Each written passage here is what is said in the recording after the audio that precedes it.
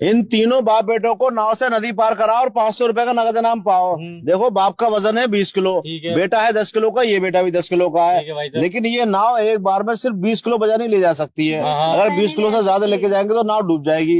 तो आपको इन तीनों को नदी पार कराना है इस तरह से नाव भी डूबे नहीं और ये तीनों नदी पार हो जाए। अगर आपने करा दिया 500 रुपए का नाम मिलेगा आपको। 500 रुपए का नाम मिलेगा। 500 रुपए का नाम मिलेगा। तीनों बाप बेटों को नदी पार करानी है। बाप के अंदर है 20 किलो वजन, बाप के अंदर है 20 किलो वजन और बेटों के अंदर है 10 किलो वजन। 10 किलो वजन। अब आपको इन तीनों को नदी पार करानी है, कैसे कराओगे बताओ? नाव 20 किलो वजन ले जा। नाव में एक बार में सिर्फ 20 किलो वजन ही ले जा सकते हो, ज्यादा लेके जाओगे नाव डूब जाएगी। ये नियम है। देखो मैं कैसे पार कराऊंगा इन्हें। कराओ चलो। पहले लेके जाऊंगा मैं इस बेटे को।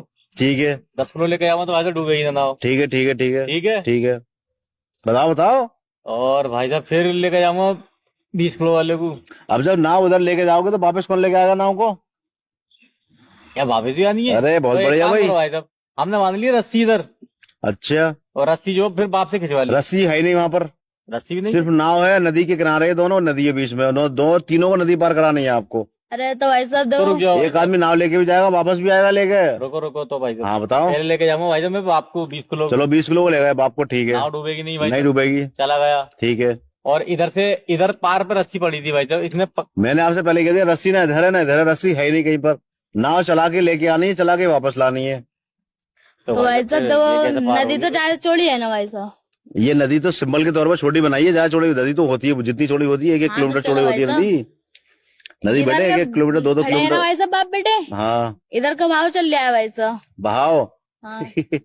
नदी का बहाव तो ऐसे चलता है, ऐसे चलता है बेटा ये। चल रहा है हवा से भाई साहब।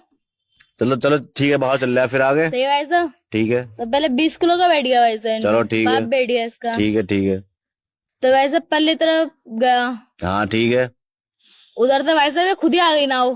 खुद नहीं आएगी नाव, कैसे? नाव तो बह के कहीं से कहीं पहुंचेगी, अगर उसे चला के नहीं लाओगे तो वो तो बह के कहीं से कहीं पहुंच जाएगी। वो किनारे पे कहाँ आएगी? बेटे से अटके हुए रह जाएंगे। बताओ। ये तो भाई साहब बीच में बैठा है इसका बाप और दोनों का बाप। और भाई साहब ये हल्का सा सहारा लेके इधर से पकड़ लिया, इन्ना उधर से पकड़ लिया भाई साहब। अगर 20 किलो से 21 किलो वजन भी आ गया इसके अंदर, 1 किलो भी फालतू तो नाव डूब जाएगी, इतनी कैपेसिटी है इसकी। 1 किलो वजन तो लगते ना है पानी के अंदर, आधा किलो लगता हो। ये तो 10 किलो के हैं। अरे तो भाई साहब पानी के अंदर जिसम होगा हमारा तो उसमें बहन लगता है। ऐसा नहीं, ये नहीं इसका तरीका, आप समझ नहीं पा रहे कैसे होगा ये।